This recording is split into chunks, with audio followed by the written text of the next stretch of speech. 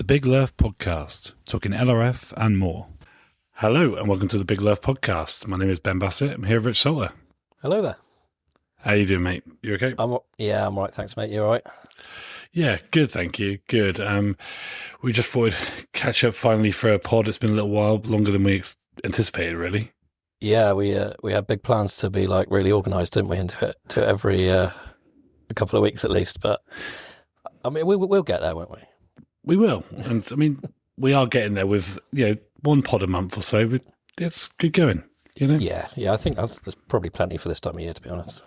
Yeah, and it has been slow, and I think that's probably the theme of our sort of beginning to this pod. Really, is it's just how slow and how difficult it has been.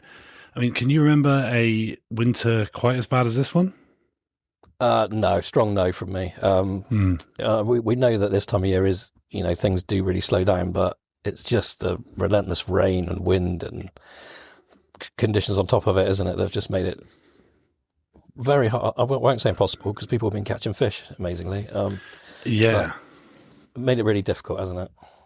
Yeah, I think we've seen some, our Winter League, I think this is possibly, December was pretty strong, but January has been, and February have been really slow by Winter League standards, Yeah, it's just been like a sharp tail off, hasn't it, sort of, over the last few weeks.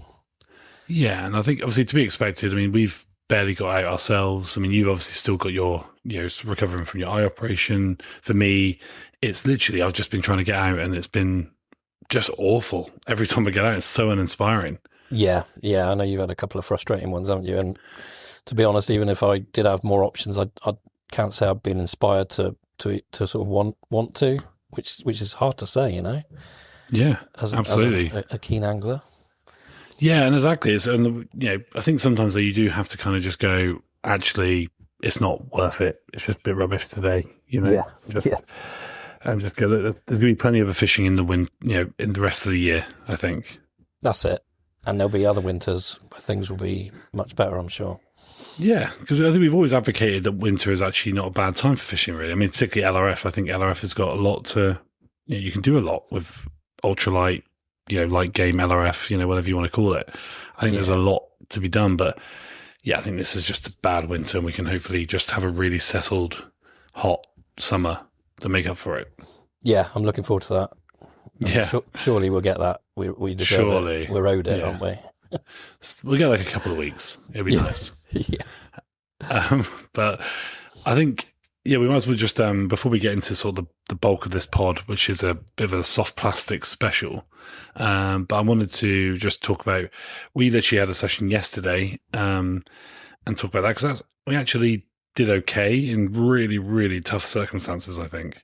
Yeah, we made the most of it, didn't we? It was, on a mark, a place that we normally, we'd be guaranteed a few fish, wouldn't we? Or you'd think you would. You would. We had to really work hard for them, didn't we? We did, yeah. So we fished, obviously, our reasonable local canal at Tivy, and it was... normally it's a place that you can kind of rely on. It's never big fish. It's never you're not going there for any sort of specimen fish at all. Even, no. The bulk of the fish, the perch and the pike are all sort of quite small sizes, but they are reliable and there's lots of them. Yes, usually. It's a good place to go this time of year, usually, to just keep your eye in, feel a few fish sort of hooked, if you know what I mean. And, just it's usually more productive than the salt anyway, isn't it, this time of year? It certainly is, yeah. And you can kind of get away from a lot of the sort of really murky water normally as well. Yeah. And I guess that's the sort of story to begin with that, really. I think because you live quite close to it and you said that there were some sections that were kind of clearer and a bit sort of murkier, and we said, we were due a lot of rain on the Wednesday, so it might be worse, but we were kind of optimistic still, weren't we? Yeah, because, it has rained quite a bit, in the past when we fished there, and there has always been clear spots, hasn't there? And surprisingly clear even when it's been really rough. But I just think this rain has been so relentless. Even Tivy's starting to buckle under the pressure, isn't it? It has, yeah. I think, and there was actually flow, which is unusual for that place as well, because it's basically like an 11-mile long still water, really, isn't it? Yeah, basically, yeah. There's like a couple of small inlets and outlets, isn't there? But it's like you said, you never noticed flow on it before, had you? No, and like to actually see where, because obviously we fished a part where there's like a sort of weir that goes over, and basically either side of that were flowing towards that weir. At not like a river pace, but there was certainly some flow there. It was enough for it to be noticeable. Yeah, to definitely. Us. It definitely changed the fishing, I think. But we obviously, the biggest problem with that is because there was flow, it meant that there was, in the murkier sections, they were being dragged towards the clear sections as well, weren't they? That's it. Yeah, the clearer bits were gradually disappearing before our eyes, weren't they? They were. Yeah. Which, I mean, we did manage to find clearer bits that were fishable, but I think all that fresh water and a slight cold snap on top of that really made things hard, didn't it? Yeah. What did I say the temperature of the water was? Did it come up at, like, they were saying it was supposed to be at 7? 7 degrees. Yeah, that is cold, isn't it? Yeah, and it had definitely turned colder sort of overnight even, hadn't it, from the previous day. I think from experience that does knock it back a bit, doesn't it? Yeah, it's very shallow water, isn't it? So it gets... Yeah, it definitely warms up very quick when the sun comes out, but it also chills quick as well. So yeah, that's it. Yeah, so that was quite interesting, really. But we kind of tried to make it interesting. You came up with the idea of having a sort of lure battle inspired sort of point system. I think it was like 2 longest pike and 3 longest perch. Yeah. I've been enjoying watching lure battle, and I just it's a nice sort of simple way to spice things up on what we knew would be a fairly tricky day, didn't we? Yeah, I quite liked it. I thought I quite enjoyed the change. I think I wasn't really paying attention at first because I thought you were just absolutely smashing me on the. Because I say smashing, it was like you had like a good run of about 5 perch, didn't you? Yeah. I mean, I think at one point it was 5-0. Like you had 5 and I hadn't had 1. I think. Yeah, I had a strongish start, but like even that, 5 perch over the course of 2-3 hours. Yeah. Normally we'd be looking at that. You'd hope for that in the first 20 minutes down there, wouldn't you? That's true. Yeah. You think, and like they weren't. It's not like we were like 5 perch and they were like big. They were like 30 plus, 40 plus centimeters. They were all, 15 to sort of 25. If you're kind of lucky. Yeah, if you stretched them a bit, they were small and few and far between, weren't they? There was only one area where you could say we found a small shoal, really, because the rest it was odd fish. It was just odds. Yeah, it was. And so we kind of, I found myself, I don't know about you, but I found myself really cycling through the lures to try and find something to trigger them. Yeah. Different colours. We went from one extreme to the other, didn't we? From white to, chartreuse to darker colours, although I was annoyingly short of darker colours in the bag, actually, but different profiles. Tried ripping them through and really going slow, didn't we? Yeah, big, massive. I was trying to pick some like big, like bellows gill and stuff like that. Just trying to do anything I could to like pick something out, and it just wasn't happening really. And I mean, I got like I suppose I used a Mad Bag Mini, and which is like in like sort of natural pink in some of the clearer water, clearish, and I had like a 20 centimeter perch, and that felt because I was using the ester and the Solpara Agi rod, which is like. Yeah, 2.5 gram. Is it 2.5 gram rated? Yeah, it is. Yeah. And so that was actually quite fun. I had the drag set so light that it actually felt like a real decent fight for a second. It looked like it from my point of view, yeah. And rod bends over lovely, doesn't it? It does, yeah. It's a probably little, fun little stick, that rod. It's a 5 foot something. It's less than 6 foot long, that rod. It's just a real perfect canal sort of wasper, Yeah, great fun.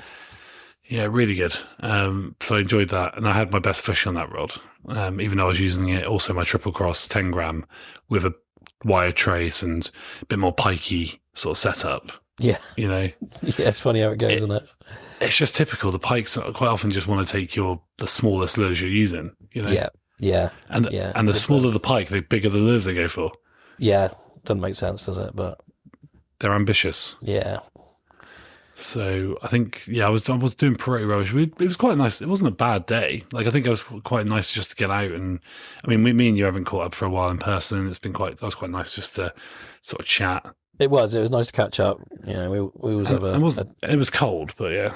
Yeah, wind was quite cold, but after the sort of acclimatising, I forgot about that. And yeah, as you say, it was a nice day bumbling along, wasn't it?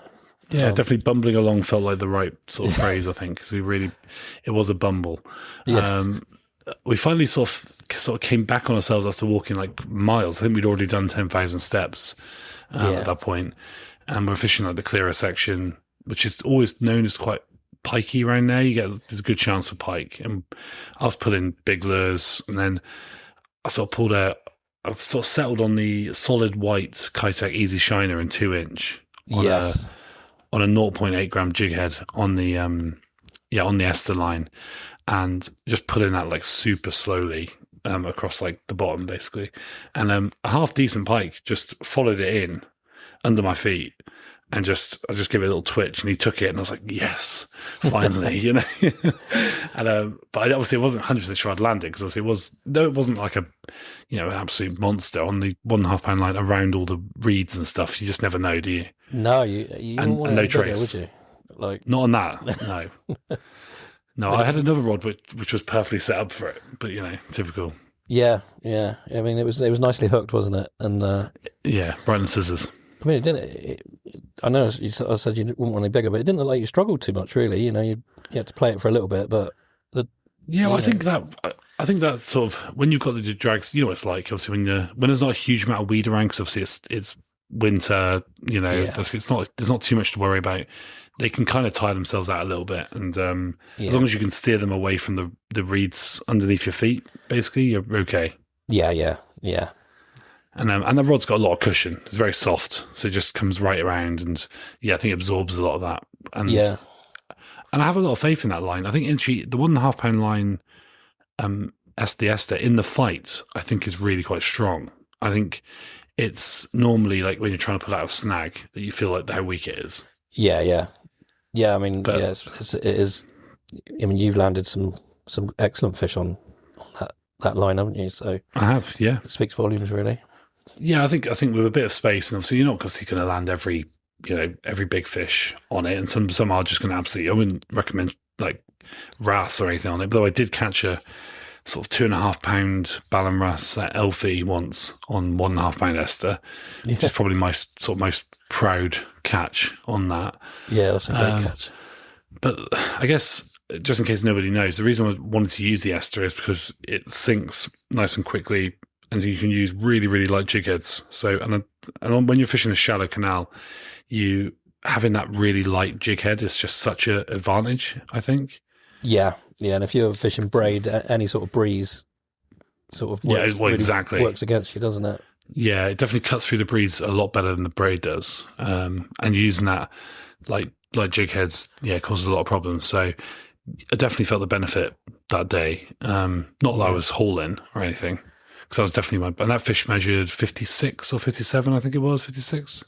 Yeah, I was thinking mid-50s, yeah. Yeah, so I mean, obviously not a big fish by pike standards, but certainly big on the Ester, and good fun. And definitely felt like a monster on that day because it was so hard. Yeah, it was a struggle, wasn't it? It seemed like a big fish after we'd been scratching out 15-centimetre perch. And yeah, exactly. Yeah. And then it sort of turned everything around for me, and actually meant I had a chance of winning the our little lure battle. Yeah, it did. It turned on its head in a couple of fish, didn't it? It did, because I carried on with the white Easy Shine. I think I was also using the new Issei Lyre Minnow. Yes, that's what I was trying to use the most for the pike, but it just wasn't getting anything really. And then I had a tiny little jack pike, which was proper baby. Took it right under my feet again. So I got that one. So that means I had 2 pike, and then I had another little tiny perch take on the Easy Shiner. That's right. I think you had a pike as well, but I think that then put me basically in the lead. Well, that 50-odd centimetre pike, obviously up against 3 15 to 18 centimetre. I know we were doubling the points on the perch, but still, that turned on its head really. And I was desperately trying to catch that last pike to so-called fill the card, and it did quite happen. I pulled one out from underneath your feet, didn't I? Yeah, oh yes, yeah. I almost put that out of my mind. But yeah, you poached my swim. I did. Caught the pike I was hoping to catch. I did. I wasn't intentional. I was going for perch. You were basically the same spot you'd had all the perch on, and obviously by this point the water was so murky. Yeah. And so I think you'd said that you had little plucks or something. So I thought I'm gonna have a cheeky chuck that way because I'm just taking a mick at this point. And then I had a nice hit. I immediately knew it was a pike, and it was a slightly better, though still very small, little pike, and that was the one you needed, which is. Yeah, stole it at the death, didn't you? I did. Yeah, but it made for an entertaining finish to the day. You know, it did. A little competitive edge, sort of just added something to the day, doesn't it? Yeah, I think that's probably I could recommend if anybody's listening to this and kind of like when you're fishing with a mate. I think probably everyone has their own little like battles that you have with each other. Yeah, but it is quite fun to just add those little games in just to sort of try and make things a bit more interesting. Absolutely, you can do it with anything, can't you? Gobies, Yeah. Whatever. Yeah, it's good. Definitely. So, what did you finish on? You had, I think, 5 or 6? 5 perch, and that one little tiny pike, little baby pike. Yeah. And your most successful of the day were easy shiner all day. I had a couple on the chartreuse. In the that's the 2 really inch, brown water, right? 2 inch, yeah. Yeah. I was fishing sort of 1 to 1.5 gram jig heads really through the day. Then I changed the slumming a little bit more natural. I couldn't tell you what colour easy shiner. I know, I know what colour it is. It's like a goldeny kind of colour, isn't it? Yeah, got a bit of gold sparkle and a sort of greenish back, clear belly. That's when we found that small shoal. And I'm pretty sure the pike was on the shiner. So I did go through a few other bits in the bag, the mag bites and the little needle pin, the Nico pintails, and even the Zako modelisms. I thought maybe a little clear thing might work when it was clearer, but easy shiners, I got so much confidence in them as well. I think you sort of, it's easy to revert back to them because they work, isn't it? Yeah, it is. I think they are just unrivaled. I think we've talked about them many, many times, but obviously they're very highly copied, probably the most copied soft plastic in the world, I would say. Yeah, probably. But the difference with the Kitec ones is they are so supple and they're salted and they're balanced. And just every movement, you can basically pull that in at like the slowest movement, and you get a lovely wobble. Yeah. The kick of the tail and the sort of rolling of the body. There's just, even at 2 inches, they're so finely tuned. Yes, I was going to say finely tuned. They're just molded to perfection, aren't they? We were saying you don't really need to do a lot with them, do they? It does it all on its own. Very easy fishing. You just kind of just nice steady retrieve. You can obviously jerk them and twitch them and whatever you feel like is appropriate to get the fish to bite, but most of the time, just the fish are almost taking on this like. The one thing I do find is you do get a lot of takes on the stop when you're like you're kind of pulling them in slowly and then you stop, and quite often you get a fish take either just as you're about to go again or as it's actually stopped, especially on a canal, anyway. Yeah, definitely. But they're very effective for pretty much anything that would eat a small fish, I think. Yeah. We ought to write a list of the species we had on because it'll be quite an extensive list, wouldn't it? It would be substantial, yeah. We've always said we'd love for them to do like a 1 inch. Oh, that's the dream, isn't it? Yeah. Wouldn't it be just incredible? It'd just be the most fun lure to use. The only thing I'll say about them, and I think this is probably something that people have like a bit of if anyone speaks negatively about Kitec, it's probably because of this, but they are obviously very soft and they will damage quickly and rip quickly after a few fish. Yeah. And I think I'll credit, basically the guys at Tackle Wave, who obviously import them and sell them, have always said you have to kind of treat them a little bit like bait. Where they're like, obviously they get stored for longer, but like if you think that you're probably going to lose one or two, one after a couple of fish, or something like that.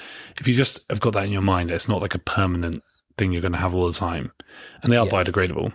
I think that's a bit like of an easier sell in your head. Sort of think about actually the £6, okay, that's not that bad really. 60p, I think, was it like, Do you get 10 in a pack of some of them? Sort of 60 to £1 a lure. I think for the effectiveness, they're just so good. Yeah, agreed. Yeah, it's a trade-off, isn't it? Like, they buy you a bite when nothing else will. So, it's that. I'm happy to keep throwing them out there. Yeah, because they work, and that's what we're after. And I want to catch fish. Definitely, yeah. They're definitely. Another thing I would say about them is storage-wise, I would keep them in their packets. Yeah. If you put them in a box, the salt tends. If they get moisture anywhere near them, the salt tends to come out of them. Yeah, and it will wreck the shape of the lure. Yes, yeah, that's true. I've had them stored next to other plastics and stuff, which have kind of like, it doesn't seem to happen too many. Like, there's other Kitech lures which doesn't happen, like the custom leech, and there's another one. There's a few others that do it that just are obviously made of sort of like a slightly different blend of soft plastic. Yeah, and they seem to they're quite okay. Yeah. But I think easy shiners in particular are definitely ones to keep in their packaging. Yeah, they'll take on colour of other lures as well sometimes, won't they? So if you want to keep the colour true as to what it should be, it's worth keeping them separate anyway, isn't it? Yeah, definitely. So, and that probably leads us quite nicely, unless you've got anything else to say on that session, probably quite into our subject of the pod, really. Yeah, no, it was a good session. I would say about like tough sessions like that, at the end of the day, you sort of look back on it and you with a bit of satisfaction that you sort of grafted and earned the fish you targeted. I know it's not for everyone to end a day on 5 or 6 fish after, I don't know, several hours, but I take some sort of weird satisfaction from it. Just got to look at it differently. It's winter fishing, isn't it? It's a different game. Yeah, very much so. Yeah, I can definitely feel that. I definitely walked away from that quite satisfied, and I felt like I'd had a nice day by the canal, and good chat with you and a few fish caught. It's not a bad way to spend a Thursday. No, absolutely. Yeah, thoroughly enjoyed it. Yeah, good. So plan is, I think, because we've always said we talk about lures, and a bit like how we've done just then, sometimes we don't go into as much detail as perhaps we'd like to with certain lures. And so we've sort of had a little think about ideas we can do that. And I thought we'd go through the Big Lerf Tackle Shop, our tackle shop online, and I'm just going to go alphabetical and just go through basically some of our soft lures that we have on the shop, and just try and talk them through and sort of say, what species we've had on them, how would we use it, etc., and just see where we go from that. Try and give a bit of information on how we like and respect these lures, if that suits you. Sounds like a plan. Yeah, let's do it. Good. Okay. Well, the first thing that comes up for alphabetical and soft plastics is bait breath. So I personally haven't used a lot of bait breath yet. We've got some new stuff coming, and I'm quite excited about that. Some really cool stuff, particularly some bait breath crabs that I'm really interested in using. Yeah. But is there anything from bait breath that you have used much? I used bait breath years ago. I'm just trying to think what they're called, because there's a couple. So we do the ET Shad 2.8 inches, which I've held, and obviously of course I've held, but like I've not really used. It's quite a nice shad, just rib shad. The needle fry, which is more of like an Angie style lure, which is, again, it's not one up to 2 inches. I've not really used the bait breath. Saltwater fishtail 2 inches, which is not quite a paddle tail. And then you've got the bait breath TT shad as well, 2.4, which is they've got a hell of an action on them, real kick. Yeah, that's there. Quite an impressive lure, quite a big lure though for 2.4. They're quite chunky, quite significantly bigger than, say, like a 2-inch easy shiner. Yeah, they feel bigger. They're quite a nice soft plastic though, aren't they? Supple. Great quality soft plastic, really good. Yeah, scented as well, aren't they? Some of them, yeah. I'm sure the ones. I'm trying to think of one I had. I don't know if it's called an ISP or something like that. But I did really well with that, knocking around like the breakwater on saltwater species. Obviously wrasse, pout, and other bits. But I do recall enjoying using bait breath, but not done it for a few years. So I'm looking forward to seeing the new stuff come in. Yeah. That'd be good. So the next stuff and this is one that's really going to be like pretty much, we're probably never going to see again. as a like limited edition. We haven't got many left either. Is the FFS Lures Shirazu Shrimp 20mm? Yeah. That's sad actually. Yeah, because Tom was obviously at FFS has obviously decided that he's not going to do it anymore, or if he's going to do it, it'll be in very limited sort of batches and very small things. I think he's been doing a couple of things, hasn't he? Yeah, and obviously to be fair to him, like it's obviously like he's if you're not making it's not paying the bills, not paying the bills. It's tough out there. It is tough. It's a shame because he's made some cracking lures, hasn't he? Yeah, we all love the Shirazu shrimp. I mean, do you think of last winter when Donnie was really like smashing the species out on them? Like, we sold so many, and like they've really accounted for a lot of species for a proper. They are completely unscented. Yeah. They've just got a bit of salt in them. That's it. Yeah, that's it. Yeah, proper finesse lure as well, aren't they? Tiny little things. Yeah, 20mm, and so I think it's probably like the way I've seen these fish the best is either on very, very small hooks with like just probably a split shot rig. I would say. Yeah, I would say split shot probably. Because they're probably too small to stick on a jig head unless it's a tiny, tiny jig head. Yeah, very light cheb perhaps, like, the really sort of 0.6 or 1 gram maybe. I've had a few fish on tiny chebs, but yeah, split shot I think is the way, isn't it? Yeah, and the other way I've seen, obviously, which Donnie I think was the first one to kind of really make that popular, which was sort of Tenego rigging, where it's almost like you're pushing the whole Tenego through, and then like the Tenego goes in the tail like a stinger. Yes. So you basically just got this tiny lure with this tiny hook that's just in the end, and it's basically a really good way of getting those like tail nipping micro species. Like it's a really niche way of fishing, but like if you want to get like properly unscented micro species like sticklebacks, minnows, stone loaches and things like that. Stone loaches, that sort of stuff. Like that's probably the way to do it. And I think that I myself have not done that, and I think the best way I can do is recommend it is just to go and look at how Donnie Midas has done it in the past. Go on our group and have a look at that. How Lucas Theocrides has done it as well. That's who I would sort of look at for like examples on how to rig that, because that is like so small and specific. I don't know how popular that would ever be, really. No, very niche, but like you say, deadly for the micro. So deadly. Yeah. And they are cheap on the site. They're $3.99, so they're very cheap. And they we'll never have them again. Once they're gone, they are gone. Yeah, there's only a few packs left, so little advert for that one. The next sort of stuff goes into G-Crack. So G-Crack's an interesting one. I mean, how much of G-Crack have you used? Is there anything particularly that stands out for you? I really like the Piku pintails. I thought you were going to talk about those. Yeah. They're quite a chunky lure, but they're quite versatile, very soft. Very soft. They do fold up nicely, even I'm trying to think sort of what I've caught most on, really. I think it's mostly. I think you had Scad, didn't you have a herring like on one? I think it was like a big. You had a whole 3-inch or 2.5-inch piku, and you had a herring take that. Yes, because they fold so nicely. They do, yeah. And like you say, the Scad were absolutely loving them.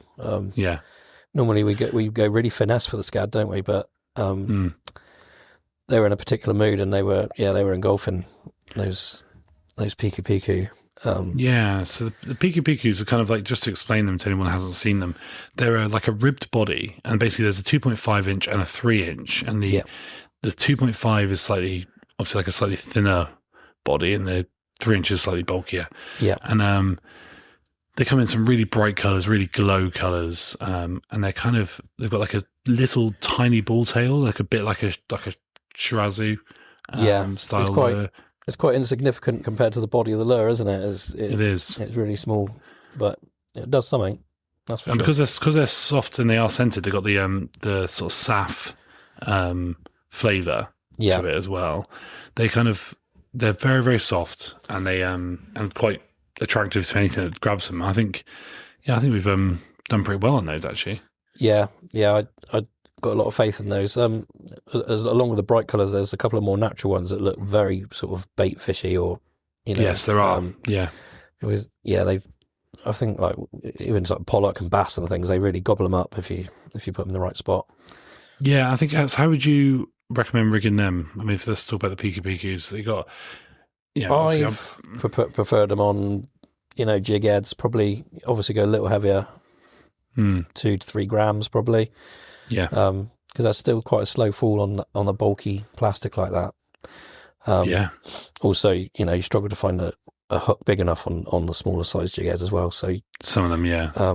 But that's tended to be quite effective. The decoy, is it decoy brown magic? Are they 2.5 grams? They fit quite nicely and fish quite well. Good all rounder, that is. Yes. Yeah. Nice jig head. Yeah, nice jig head.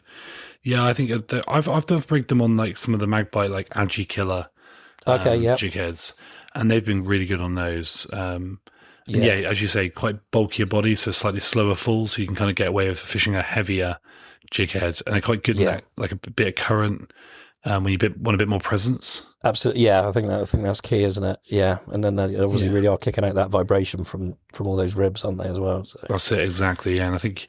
I mean, like a lot with like sort of scad fishing, the Agi fishing style that we obviously love so much, taking on from Japan. A lot of that is kind of on the fall or keeping it at a certain depth in the water, and I think they are very, very good for that sort of control. I think. Yeah, you can hold them up in the water column quite nicely, can't you? Yeah, satisfying lure to fish with, actually. Yeah, that's a good one. It's probably one we don't talk about enough, actually. I think it's a really fun lure to use, and it's got some great colours. Yeah. Other ones I would say that ones I've used, but I wouldn't say like I've got a real like understanding or things like I love the bellows gill. I love the shape of them. Like I was just talking about fishing them on the canal. The two we have the 2-inch and the 2.8, and the 2-inch is very small, but still substantial lure. It's not like a proper LRF lure. It's more of a sort of finessey style. And the bellows gill is it looks like a leaf sort of shape with ribs, and they're quite heavily scented. Yeah. And they in the water they kind of almost look like, we always said the 2-inch looks like a what's the wood lice, the sort of style things. Oh, the little sea slaters. Sea slaters, that's it. Yeah. Yeah. Yeah, they kind of look like sea slaters or little flatfish in the water, and I think that's kind of what you're trying to imitate on like a jig head bump in the bottom or something like that, or around the edges. Yeah, I wouldn't say it's something on. Yeah. Sure, when fish are in a certain mood and they are sort of tuned into like little flatties or something like that they would be deadly, wouldn't they? Yeah, they're definitely interesting though. I think one that I want to use a bit more of, but again, it's just like they're just cool lures to try, and when the fishing's good, sort of thing. Yeah. And the other one I was talking about, which I don't think you've used, but there's the Bellow Sticks floating one, so it's 2.8 inches. It's quite a bigger lure. Yeah. But that's made of like TPE material, really stretchy, got loads of ribs, and that's another one that can take an absolute battering from the wrasse. Yes. TPE material, and I've had a few wrasse on that. I really enjoyed that, but I think it would almost be also quite a good one to try along like the sand with like a Ned style presentation, where you're letting it float up, because they do float, and then sort of twitching on the bottom and seeing if what picks it up. Yeah. It's a ragworm. So, it could be interesting. Yeah, it's quite a fun one. And the other one from G-Crack to talk about is the why can't I never pronounce this? I was hoping you to do this. Yeah, the uni stick or the union stick. Why can't I, no matter who I speak to, no one pronounces it like. Just call them onion sticks, don't we? Yeah, we call them the onion sticks. I mean, they are basically just a little ragworm, almost like an isom alternative. Yeah, really, really, really soft. Very soft, yeah. I think that's one I think we probably could do with trying it out a little bit more. I know we sort of got onto them early on, didn't we, and caught a few fish on them, but they look like they should work. There's no reason why they shouldn't. They're nice and soft. They look like a ragworm, flavoured. Lucas has obviously been doing really well on tiny bits of them. So yeah, he's just been cutting them down and just making obviously a small little worm. And been catching. I mean, he's on 50 species for 50. Well, he's more than that, but 50 unscented species for the Winter League in what we were just describing as the worst winter we can remember. Yeah. What do we know? Ah, man, the man's on another level. Like, I'm happy to concede that, but yeah, definitely another one again. And all these lures are kind of like $6.99. They're nothing like, it's pretty average price now for sort of high quality plastics, I think. Yeah, decent value. Yeah, decent value, and they last a long time, obviously, because they're proper plastic. So you get good value, good longevity out of them. Yeah, definitely. I think that sort of moves us on to a newer brand that we've kind of started talking about, but we haven't really got into the details of. But like from Issei. Yes. Yeah. Yeah. So Issei is so becoming a very, very popular brand in Japan. So I forget the guy's name, which is poor for me, but like this guy very, very famous in Japan who's basically the front of this brand. And so like he's designing all these different things, and like they're not all, I think a lot of them are made in China, so I don't think they're all like actually made in Japan, but they're designed in Japan and they are like mass marketed there, and they are, the quality of them is really, really good. Yeah, they're a very Japanese lure, aren't they? Yes. Great profiles. Again, really soft, aren't they?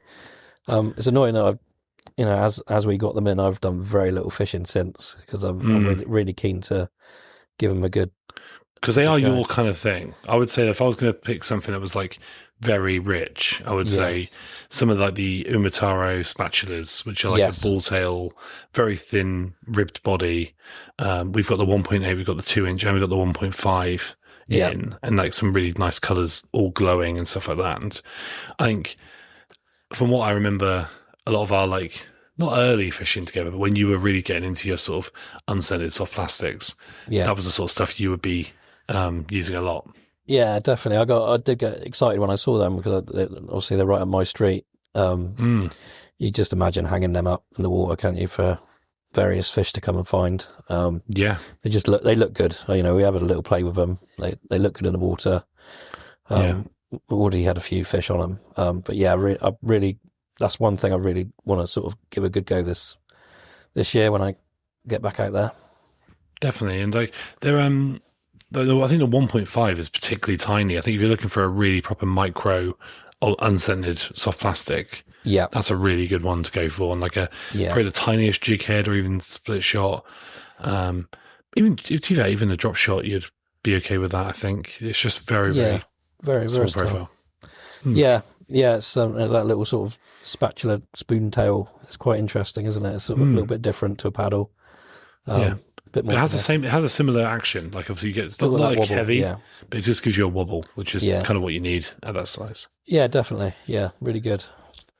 The gobies love it. I know that. Obviously, that's pretty much all I've caught them since, because like I've basically not had a proper chance to fish them in any sort of decent conditions. But anytime I've been able to put them in front of any gobies and stuff, they just wolf them down, because they're so small and light. They basically just inhale them nice and easy. Yeah, excellent. Which is quite satisfying. Yeah, I bet. And the other one that's kind of other than the bigger lures, which we briefly talked about, the lyre minnow, which is very, very soft. The Sabiki Teki is 2-inch, is kind of an interesting lure. I think I need to give it a little bit more of a try. I think kind of looks like a little like sand eel, I guess, kind of. Like it's got that kind of leaf style tail. That's and that's, I think, again, that's one I need to just give more attention to, I think, in the summer. Yeah, I'm sure we will. Yeah. And I think so. Next goes on to Kitech. So obviously this is what we've just been talking about. We've just been talking about the, frankly, ridiculously good Easy Shiner that we have. Yeah. I mean, anything new to say on the Easy Shiner that we haven't already said? I think. What else can you say? It's plain and simple, the best paddle tail out there, isn't it? Yes. Just if I'd be surprised if nobody. Most people know about them, don't they? But if they haven't, or just fish with them and you'll see. Yeah, I think the people who could probably be converted to them, if we're going to be like, and if there's anybody listening to this who's perhaps new or has done a lot of freshwater perch fishing, I think if you do that, and say you're used to fishing with like, I don't know, Fox Rage stuff or Savage Gear, or they're like good brands, but like if you try a Kitech Easy Shiner and just see the difference. Yes. Yeah. I would recommend that. Like, and $6.29 is it's expensive-ish, but like it's they are just so good. Yeah, they're just generally brilliant. Nice colours too. Yeah, the amount of time I've fallen back on them when nothing else has worked, and I've tried dozens of other brands, and they just pull out a fish when nothing else has worked. That says everything really. But yeah, like you said, just give them a try. And I will say, I mean, I know it's almost silly using them for wrasse because they just get chomped, but when you need a bite, like the 3.5-inch Easy Shiner in Wakasagi, for me is like my absolute. If they're not biting that, they're not biting anything. Yeah, I hear you. I there's probably other lures I choose for wrasse, but yeah, for me, that's my like confidence lure. If I'm, it's like early season, I'm not sure how hungry they are, whatever. I'm just chucking that out, and if they're not biting that, then I think I can just pack up and go home because they're not interested. I'd stick with Kitech, but I'd go like Sexy Impact. Well, that's my next one on here, and I was going to ask you about this one because I would say you've probably used the Sexy Impact more than me. I would say it's definitely to a lot of success anyway. Yeah, I've thrown them at a lot of wrasse. Like you, confidence bait. If you throw one of those out and it doesn't get taken by a wrasse, they're probably not playing that on that day. Yeah. That or the custom leech, is it the strange little wobbly segmented one? Yeah, really like those. They look like they shouldn't really. Like I fish them on a Texas rig and they don't really look like they belong, but they're really, really effective. Yes. But yeah, it's back to the Sexy Impact. They're really good, and I've done quite well on the canal on perch with those as well. Yeah. Particularly on Bridgewater and Taunton Canal. Yeah, because they've got a really quite interesting shaped body as well, and they're kind of like they're a worm style. They look like I guess a Do Live stick is kind of similar to what they kind of are. Like, but the ones we use obviously the smaller end. So I think the 2.8 I think is the sort of one I've used the most. Yeah, I think that's the smallest one, isn't it? Yeah, they're almost sort of like a TRD, but they taper off flat, don't they? Rather than do you know what I mean? That sort of they taper off, and they've got this sort of like really nice sort of ribbed, but not heavily ribbed body with a little tiny pintail. And it's just like a squashed pintail, isn't it? Yeah, and there's kind of like a lot of like very subtle movement in it. Yeah. I imagine to a wrasse, it looks like a. I don't know. Somewhere in between, isn't it? Actually, trying to picture what that does look like. I think the best lures are kind of like almost imitating everything, and I think that kind of imitates anything from a small fish to a worm to a prawn. It's kind of just in that zone of like, look, this is the right size for me to like a low risk, high reward food. Yeah, fish will sort of tell itself it needs to bite that to find out what it is. Yes, when it's sort of thing. Yeah, and because they are so like heavily salted and scented, a lot of them got squid flavour. Yeah, but all Kitech ones pretty much have. I think when they do bite it, you get repeat bites. Yes, yeah, they generally hit them pretty hard, don't they? But if you don't hook them first time, they'll keep coming back. Yeah, if they haven't already just ripped it off your hook. That is the downside to Kitech, isn't it? They're probably not. They probably are a 1 or 2 fish lure, aren't they? For wrasse, certainly. Certainly for wrasse. I mean, most lures are, unless you're using like Z-Man or Nico, basically. True. Yeah. There's not much that stands up to wrasse teeth as a. No. And that's why we love them. Yeah, this is true. So, but yeah, I would say, so Sexy Impact, because that's definitely one that people won't have used as much. Yeah. Obviously, they're quite a weighty lure on their own, but you obviously you'd rig them on like a Texas rig, I guess. Texas rig for the wrasse. Obviously, freshwater is a sort of similar sort of hook size to what you'd use for a Easy Shiner. Though they're still fairly. So like a size 8 or a size 6, is that what you're thinking? Yeah, probably a 6. Yeah, 8 or 6. Yeah, probably. Yeah, and I think for me, the only time I have used them, I think of, again, I probably want to sort of regret not using a bit more, but I think I once used one on like a decoy, was it Darting Magic or whatever it's called? I forget what the actual lure's called, sorry, jig head.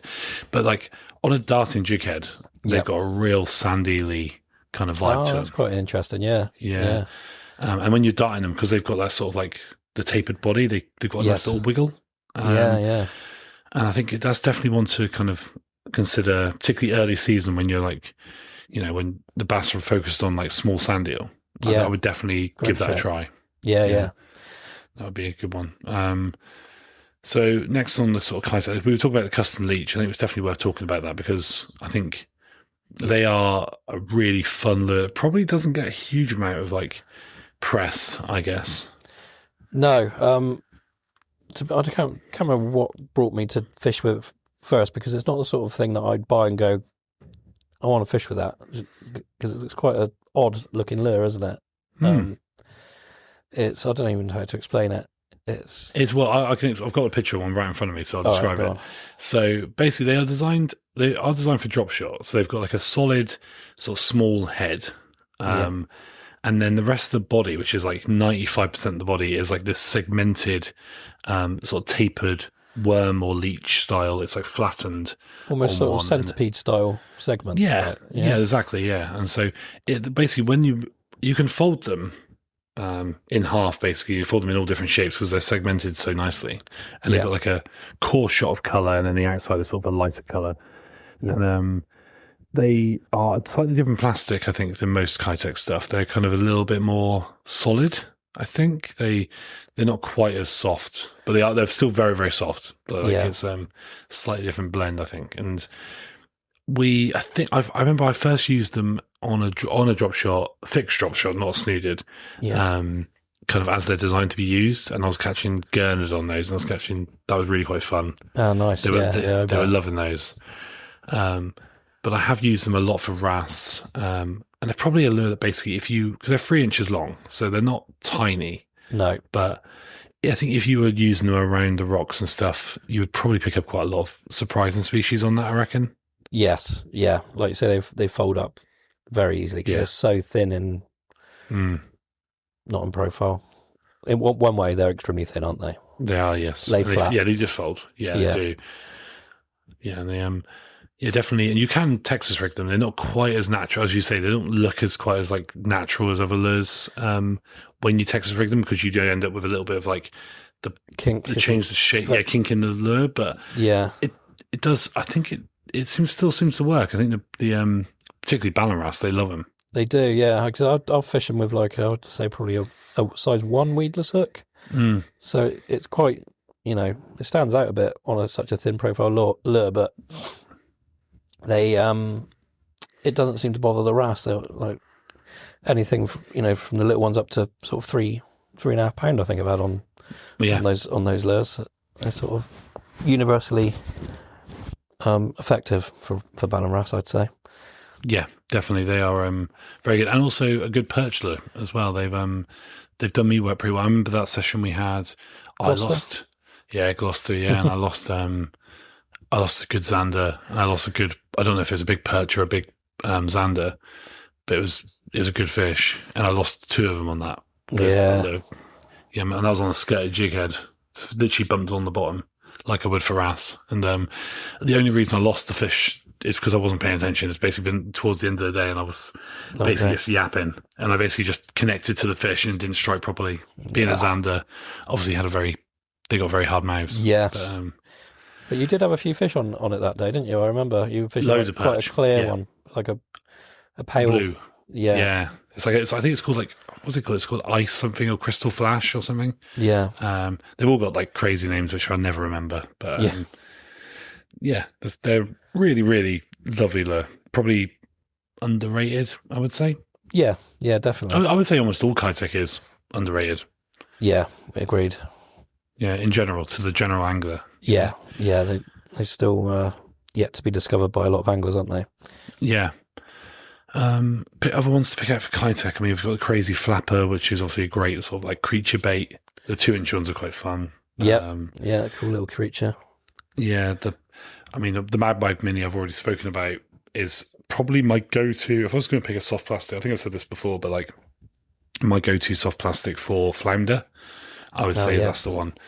Yeah, in natural pink. It's just like the perfect like harbour ragworm kind of look, and it's soft and it's just so reliable. Yes. Yeah, good for all sorts they are as well, aren't they? Yeah, they are. They pick, I mean, the perch love them, pike love them, chub, in freshwater. Yeah. But I think pretty much, I mean, obviously we know that everything eats worms, basically. There's nothing in the water that's not going to do that. But I think, it's definitely just again, talk about confidence baits, but that's definitely one of them for me. Yeah, definitely. Another confidence bait for me, which I think I'll talk about probably at length and I won't bore everyone with it, but just in case people haven't heard me talk about it before, is the Easy Shaker 2.5. Oh, yes, yeah. Which I think, if I'm right in saying, I think Kirby actually said this and reminded me that I'm pretty sure this is the only Kitech lure that is used by the Japanese in salt water. The Easy Shaker 2.5, because they don't really... Kitech is for... Basically, they use it for bass and they're freshwater fish in Japan. It's which is quite funny because we obviously really associate it with saltwater here. Yeah, interesting. Yeah, but the Easy Shaker is designed for SCAD, basically, for Aegean. Oh, okay, that makes sense. Yeah, yeah, but it's got a really nice balance. Basically, it's like neutrally buoyant. So basically, if you fished it on a drop shot, it would basically just hang out, basically horizontal. And when you fish it on a jig head, especially if it's a light jig head, you get a real like lovely undulating movement on that. And obviously I've had like Coach's bream, I've had garfish, I've had my biggest bass. My personal best bass was on a Kitech Easy Shaker in green. Yeah, you've done very well on those, haven't you? Yeah, that was about £4. So yeah, they are just a brilliant little lure. Just so simple. The most boring looking thing. Honestly, if like you look at all the Kitech stuff, that is the most boring looking lure. They do, but it works. But so effective, effective. Obviously, Little Spider is another one.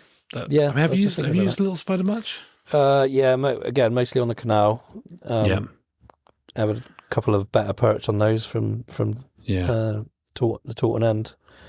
Probably haven't used it as much as I should in saltwater because there's no reason why it shouldn't be. I mean, I've had some good success with the Little Spider. I think, I'd say you probably use that a lot more than I have, actually. Yeah, it's right up my street. It's probably the like funky looking creature bait sort of style. It's got like a built-in skirt, and it's got like the two sort of curled, almost like arms or like claws. It's very prawny in my mind, I think. Yeah, it's got a bit of everything, hasn't it? It's sort of kind of a little Frankenstein lure, really, isn't it? It definitely is, yeah. And I've had flounder on them. I've had bass. I've had mackerel.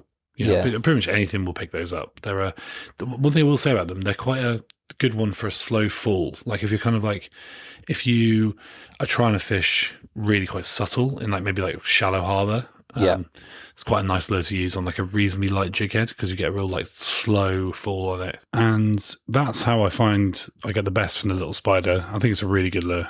Yeah, agreed. Yeah, very good.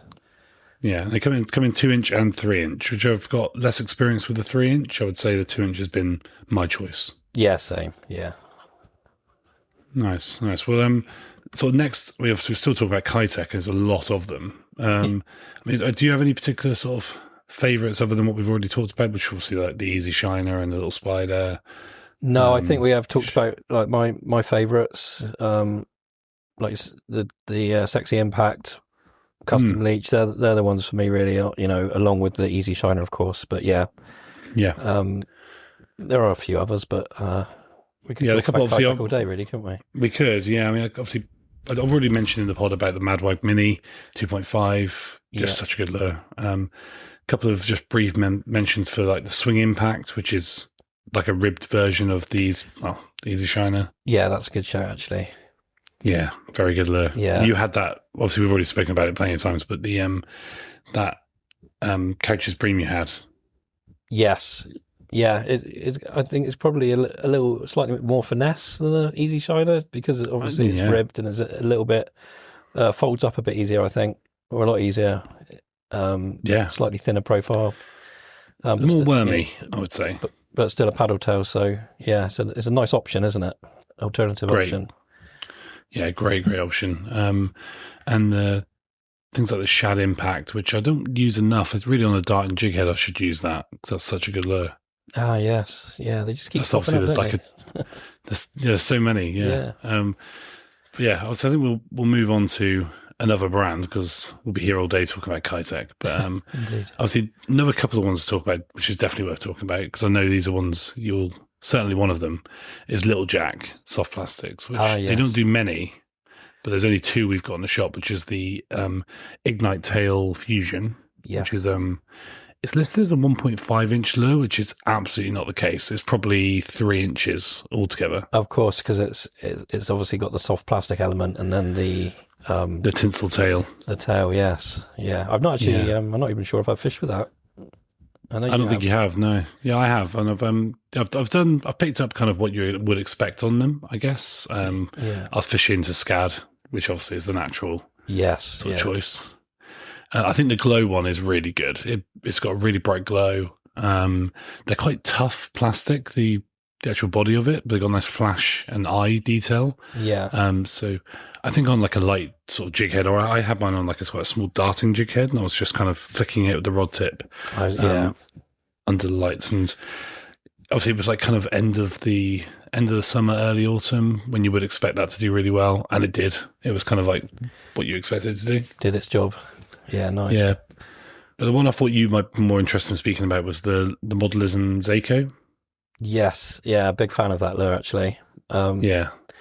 It's obviously it's looking at it, it looks like it's suited for drop shot, doesn't it? It's again not much in the way in the sort of action wise. It's a little, basically a miniature fish, isn't it? Like forktail. Yeah. Clear patterns. No paddle on it. No paddle. Pretty unassuming little lure, isn't it? Yes. But I put it on a cheb and played around with it, and I've been really surprised at what I've caught with it. Anything from, God, I just started to make a list actually. Obviously, wrasse love it because it's a little fry hopping around on the rocks or whatever. Top knot, really like it. Top knot was a good one. Yeah. Yeah, that's a really good one. It's a nice profile for a top knot, though, isn't it? 1.4 inch. It's not a big lure. No, it's a nice, easy snack. Yeah, I don't think it is. It just looks like a struggling small, bait fish. There's just something about it that it always brings bites. Like I think I've had obviously pout, poor cod, all the three main wrasse species, and then flicking it around. I'm pretty sure I've had scad, obviously pollock, but it's really. And how do you pull? Because obviously I've tried it both ways, but how would you prefer to hook? Bring the hook out? Because obviously you could bring the hook out through the top, like a traditional soft plastic back sort of thing. Yeah, but I think you've done pretty well sideways. Would I be right in saying that? Yeah, so rigging it flat, so to speak, so it comes out of its flank. The hook point comes out as flank, so it is sort of just, I guess, flapping around on its side as you're sort of twitching it around. Yeah. I've mostly worked it close in, just literally holes in rocks, up little ledges, things like that, and it's just really, really effective. Yeah, I completely I can see that, and I've had good fun on it, and like on a canal as well, on a light jig head. Obviously, it's just perfect little perch muncher, that Yeah, absolutely. Yeah, killer for perch as well. Yeah, it comes in some nice colours, and I really like the clear one, the one that's absolutely just completely clear. I just think it's so subtle and so fishy. Yes, agreed. That one and the one with the sort of black fleck in. Yes, the black fleck is really nice. Yeah, they've been the most effective for me as well, I think. But really cool little lure. Yeah, and I think it was interesting because Little Jack actually designed those for obviously jig head fishing, but also to add to your assists for larger metals, which I've never tried. Interesting. Could be a bit of fun. Yeah, I'm not sure. It probably wouldn't do any make massive difference, but kind of a fun little addition. But they're great on a light jig head. Yeah, they're very small. Yeah, they are. Yeah, super finesse. Yeah, I think I need to remind myself to give those a try actually soon. I think that's just from what sort of inspired me to give those a go. Yeah. So next, obviously, we got up in sort of alphabetical order. We've got Magbite. Magbite. Yes. Yeah. again, probably like high tech. We could probably talk about magpie for a very long time. I think it's actually tricky because we've spoken about the booty shake a lot, but I think why do you think the booty shake is so good? What makes it so good? Again, is it like a proper finesse lure, isn't it? Really thin profile. What's the smallest is 1.4 inch, isn't it? Yeah, 1.4 and then 2 inch. Yeah, we've got. And sort of almost half of that is like a very thin tapered tail, isn't it? Yes. Obviously, there's the flavoured element to them. I think they are an attractive flavour to a fish. We can't ignore that, really, can we? Yeah, SAF material. Yeah. Yeah, but yeah, I just think that again, they could imitate a variety of small prey species, couldn't they? Yeah. Yeah. I mean, I wish I could think like a fish and understand why they're so effective, but there's not much more effective than them, is it, for the sort of really finesse side of things? No, I think they're pretty perfect, aren't they? As a sort of speed. I mean, we've basically just classed them as like, if there's one sort of soft plastic that could be used for pretty much all species hunting, I would say the booty shake is probably it. That's the one. Yeah. Yeah. Agreed. Yeah, absolutely. I think now I'm just obviously looking at the photos of these lures, and obviously I guess I don't always consider it, but I think we had some samples of quite a prawny looking algae lure from Bait Breath. Yeah. And I'm looking at the sort of booty shake and thinking, actually, it's really similar to that. And I'm thinking, they just imitate everything. They've got this kind of, they can be a small fish, they can be a prawn, they can be, any small crustacean or even a bit of like barnacle sticking out. They're kind of, they are just, they really could be anything. I think that's why they're so, and they've got that lovely action, the undulating action of the tail. Yes, like you say, even like a little maggot, even when they're chopped down for freshwater or worm, just about anything, aren't they? But yeah, so good. It's definitely so good. And basically we've fished them, I would say mostly on like jig heads, but then also drop shot is also very effective. Chebs, of course. Yeah, literally anything. And like they can be fished mid-water for like obviously your pelagic species. The 2 inch is particularly good for that. I think it's got quite a nice large profile. Yes, yeah, agreed. Yeah, the 2 inch is quite handy for sort of mid-water, hanging it up there a bit, isn't it? Nice sort of natural colours as well, isn't there? Sort of and some really good glow colours. I think what magpie do really nicely is they've got this kind of like glow fleck, like a plankton glow. Yeah. That they have in there, and like I think that's really good. I think that's one thing that's missing actually in the Zako for the little jack we're talking about. I'd love to have a glow version of it. Yes. Yeah. If I could just have that just for night fishing, that would be so good. I think because one they would say is the glow versions of the booty shakes are just fish magnets at night. Yes. Yeah. As if they're not good enough. Yeah. They are so good. But yeah, like you said, good sort of natural colours and some really quite sort of garish colours as well, bright pink and things. So yeah, really good. We were talking about the Chucky the other day and like sort of saying how it's kind of an interesting lure, isn't it? It's kind of like, it's a paddle tail. But also kind of acts a little bit like a bull tail because it's a very small paddle tail. It's like you say, it's the smaller paddle as you could get, really, isn't it? Really tight wiggle on it. Or subtle. It's not, if you put it through the water, it's hard to see it.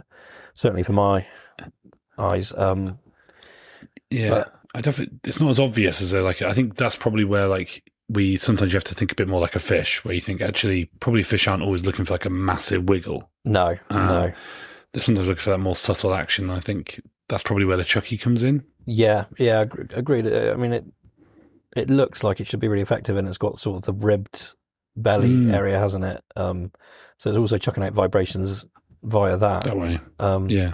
Just it's another one that I think probably could do putting a bit more time into, really, because I agree. I've not done a huge amount with it.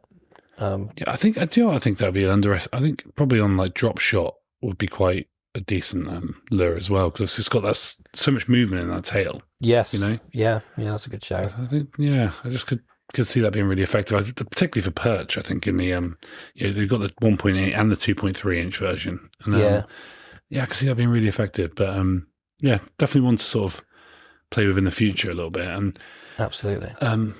we've got the so this is probably one I don't think you have fished with actually. It's the Magbite Higadan or Higadan 3.2 inch. It's like a big prawn something with two. I have fished with those. I took them abroad. Oh, you have? Yes, you did well abroad, didn't you? Yeah. Madeira rockfish really like them, which got a bit annoying after a while. Yeah. But yeah, I've not really used them much over here, as you say, but I took them abroad and threw them around in the rocks. And lots got chomped. There's a lot of puffers, I think, really like them. Because I don't think I caught any on them, but I got lots back with lumps out of them. But yeah, I'm trying to think of what else I caught on them. I caught a few fish abroad on them. Yeah, they what I will say about them, I don't know if I've mentioned this on the pod before, but like they've actually got, and I know it's strange to look because they really are supposed to imitate like a prawn or like crustacean of some kind, but when they're in the water, there's something goby-ish about them that you get kind of like this kind of undulating or the two ball tails that kind of go together. Yeah, and then the way the claws come out look like fins, and I think they've got a real Sangoby kind of vibe that's interesting. to them. I think definitely want to sort of fish over a bit of sand or for bass and flounder and gurnard. They would definitely enjoy that. Yes, yeah. Yeah, and what I think as I'm going through this list, I think I just need to write a list of lures that I just need to like just focus on. You know, so many lures, so many good ones. There's so many good ones. Yeah, where's Toast for choice these days? Like, just think about how when we were like first starting LRF, like how hard it was. It was a different game altogether, wasn't it? Yeah. I've got a drawer full of stuff that I bought for LRF when I started. That I can't. Yeah. I almost shudder when I look at it now because things have moved on, or things have caught up with. Things have definitely caught up. Yeah, I think what LRF was intended to be at the start. Perhaps. Yeah, and I think a lot of shops have caught on, and the likes of like Tackle Wave and stuff have just been such a huge part of that. Oh yeah, absolutely. Yeah, we're spoiled now, aren't we? We really are. I'll briefly just go on to the Magbite Jamming, which is like a bigger version of the sort of booty shake sort of style. Have you used that at all? Haven't. No. So that is definitely a different thing. So they are, as a lure, they are made in China instead of made in Japan, which is the booty shake is. Yeah. And they're a more sort of like solid plastic. They're designed so they don't slip on the hook. As much. So they're kind of supposed to be a little bit more robust when you're going for like quite aggressive pelagic species. Yeah. I can imagine they would hold up really well to wrasse as well. That's always useful. Because they're not TPE, they're not like really strong, but they've definitely got a lot more sort of firm, even though they are very soft in the action. Yeah. And they are a bigger profile lure, 2.8, and they've got a sort of hexagonal sort of cross section as well. So I definitely think it's one, and they come in really cool bright colours. So definitely one to check out if you sort of fancy a bit of sort of more hectic sport on the soft plastics. Maybe going for like mackerel and scad when they're really going for it. I think that'd be the lure to go for. Yeah. Interesting. Definitely on the sort of more like I would say a larger profile jig head when you're just getting a little bit more action, a little bit more aggressive. Yeah, I would recommend that. But I really like them, but I haven't really had the opportunity to really show what they can do yet, I don't think. No. I really can't even. I'm trying to picture it now. I should know, but they're just basically a longer booty shake. That's kind of what they are. Okay. I've fished them. I don't think you have really. I've not. No. I've got some catching up to do, really. Well, it's like I just basically I'm very compulsive. As soon as a new lure comes in, I'm like, I'm just going to have that so I can have a look at it, you know. And the Magbite Just series, the Ajing set, I think has been a really, brilliant. Successful. Yeah, absolutely. Yeah. They've got a nice little selection to introduce you to the Magbite stuff, really, haven't they? And they've got the smaller vacuum rings in as well.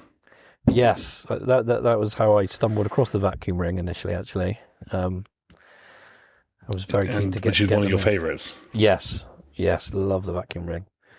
And let's just skip on to that because we might as well. Vacuum ring. Come on, talk us about your love for this lure. So it's still pretty finessey, isn't it? But it's a little bit more substantial than like a booty shake. Ribbed all the way along, isn't it? And then sort of tapers off to a thin tail with a slight ball on it. Is it fair to say? Yeah, kind of. Well, kind of like Yeah, definitely. There's definitely a more substantial tail to get that action on it for sure. Yeah, I think it's a really sort of shrimpy, prawny looking lure, isn't it? But it's one that I actually using the kit. First used it abroad and caught like little amberjack and blue runners on it, and that was enough to sort of get me excited about them. And then obviously they transfer really well over here to all sorts of species. Really do, as you know. But yeah, for sort of fishing I like to do, hopping stuff around rocks, they're pretty much perfect, I'd say. Yeah, I would say that for me, they just are like a Richard Salter lure. You know, I almost feel guilty using them because I feel like they're yours, you know, but they're really fun, like good profile. They sort of hold up in the water nicely. The way they've sort of angled ribs sort of catch the water nicely. Yeah. Yeah, they are quite nice for hanging up. Like if you got a bit of flow around a rock, you know, a rocky area.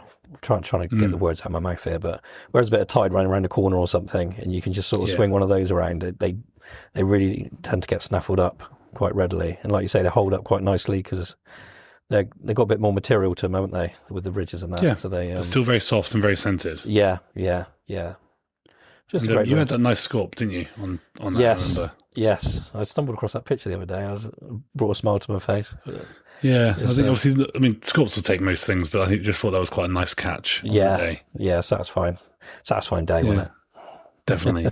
Definitely, such a good day. Well, hopefully we can replicate that this year. Yeah, let's hope so. So then we're moving on to sort of magecraft. Obviously, for me, the main lure, this obviously as we talked about, is the Ely shad. I think we've talked about the lure probably enough. I don't think we need to go too into detail on that one. We've picked that one up a lot, haven't we? Yeah, we have. So. I think. Yeah, looking at it actually, there's quite a few reviews on the website actually, which I'm not sure we always get notifications for, but good to see people are loving it, so that's good. Yeah. Then I think obviously just a word actually for because we've still got some left on the site actually. Is some of the nerd fishing sort of soft plastics, you know, like we still have some of the worthy crab, the worthy eel, and the worthy larvae left on the site, and God, I think. That nerd fishing stuff, the silicone they make it out of is so good. It is, they're really quality, soft, really soft plastics, aren't they? Super sensitive. Oily. Yeah. Oily. We had a lot of fun playing around with those, didn't we, when we were sort of talking to the guys at Nerd and getting some samples across. We were sort of stepping into the world of sort of trying to open a shop and things, weren't we? And they were kind of like, the guys there were really good at just giving us a chance. It was really nice. Yeah, it was great. Yeah. What's your pick, I think, of the crab, the eel, and the larvae? What's your pick? The eel for me. Again, nice sort of finessey, thin profile lure with a spinny tail. Love it. Yeah. It's I guess it's similar to the madwag, but with less tail. Less tail, less strong action, smaller sort of thing. I mean, these are all sort of like 4 centimeters long, 1.5 centimeters for the worthy crab. It's a bit bigger than that, actually. I don't think it's quite 1.5, but they're kind of. I think the worthy eel's probably got the most use, but I've had some really good fun on the crab and the larvae. I had that eel. That was literally a year ago. I think it was last year. Literally this time last year, and I had that eel from underneath the sink in that was cool. Sutton Harbour. Yeah, that was on that lure. That was a really satisfying catch. Yeah, I was going to say the crab has got to be the most fun to catch on. Definitely, just because it's satisfying. Yeah, definitely. Yeah, definitely. I love a crab lure because they're not the easiest things to fish with because they're so bulky. Yeah, right? They're like so. There's definitely an art to fishing them. Agreed. So that's moving on to sort of a newer one for us, really, is Nico. And I think probably, I mean, I haven't really had a chance to use the Dappy sandworm to its right effect. I think I need to get on the RAS for that because it's basically if anyone doesn't know, Nico basically is like TPE, but like Z-Man, stretchy, super stretchy, super strong material, scented, and you can run it through many different fish and you'll be okay. Yeah, absolutely. Yeah. Yeah. Probably not that good for sales, actually. You know, if you keep No, saving that's all it. these It lures. lasts too long, don't they? Yeah. I always thought that was Z, man. I was like, if your whole thing is built on your lures lasting forever, then you're almost talking yourself out of sales. Yeah, this is true. Too durable. Too durable, yeah. But yeah, it's the Nico thing. I think the pintail worms assorted pack has been probably the most popular, but like, yeah, because they are like, obviously they're probably a classic sort of algae style lure, aren't they? Yeah, classic pintail. Sort of 1.9 inch. 1.9, yeah, really thin. They do what you'd expect a pintail to do, and they don't get chewed up. I had a nice session with them, catching lots of corkwing wrasse and many fish per lure. Yes. Which is nice when you're wrassing, isn't it? Definitely, yeah, because I mean, particularly if you're using like the sort of ultra soft scented stuff, it's just changing every single time, isn't it? Yeah. So they really do last, and they are really effective. Yeah.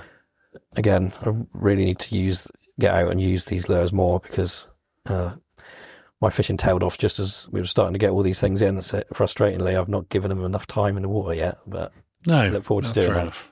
Yeah, definitely. I think they're a very small profile, though. I would say that like you kind of do need a very slim jig head for them, or like a slim hook, because they are a very small profile. There's not a lot of lure. No, you definitely want to like really scale down. They're like nice on an SG3, that sort of fine. That's a very fine hook like that. Completely agree. Yeah. So they're nice lures. And I think that's coming to the sort of end of the lures that we've kind of used on the regular. I mean, we've got some of the sort of the big hitters of the ones I love to use, but I haven't really used a lot. It's like the Raid head swimmer, which is like a sort of bladed, big, obnoxious kind of lure, paddle tail, and the Western Sandy Andy, which I think I hear so many good things about, but because obviously I've had so much access to the Ely Shad, I haven't really indulged in that. Yeah. I've heard good things, but I've not actually used them. So no, definitely not. So that sort of comes to our sort of end of like the soft plastics that we've got on our website anyway. Not to say there's not a load more out there in the world. I guess I would probably give a shout out I'm just thinking about soft plastics that we obviously don't have yet on the site, but would be like Can Fishing Lures. I think that some of his stuff is so good. Absolutely, yeah. He's made some great stuff. Keeps churning them out as well, doesn't he? New ideas. Yeah. And I think Donnie the other day was sort of talking about the micro headless hopper. Headless hopper has accounted for a lot of fish, hasn't it? It's a lot of fish. Yeah, it's got a lovely profile though for like I think the really small one I think is just fantastic. Yeah, I just think it's so good. Definitely want to check out. It's a little shout out to them. Not that there's also plenty of great soft plastic brands out there, but obviously he's a sponsor of the Winter League, so we'll give him a shout out. Yeah, and he does make proper micro for soft plastics, which are still sort of in fairly short supply, aren't they? So yeah, even on our site, really. Yeah. I would say that probably the FFS Shirazi shrimp was kind of the go-to small one for us, and when we run out of that, yeah. So yeah, definitely. I hope that sort of helped anybody who's obviously just trying to get inspired to try different lures this coming season. I think there is so much out there, isn't there? There is, yeah. It's the joy of LRF, isn't it? And I think a big joy of it is trying to make it a little bit harder for yourself, trying different things and trying to work out lures, and actually finding some that work perhaps better in other situations than a lump of isom. Yeah, it's really satisfying, isn't it, when you stumble across a soft plastic that works for you, or pulls out a fish in certain situations that maybe something else doesn't. Definitely it does pay to experiment as hard as that can be sometimes. Yeah, completely agree. I think it's definitely worth looking at that. And if there's anything people aren't sure of, and you can always message us directly. I mean, we always love helping out people because we were there like 10 years ago. Because 2026, I've been doing LRF now for 10 years, and obviously I'm still learning, still got the fire for it, even after all that time. That's it. We love a bit of lure chat, don't we? Always learning. We definitely do. Yeah. So So unless you've got anything else to say, I think we'll finish it there, Rich. No, I think we covered that pretty extensively, didn't we?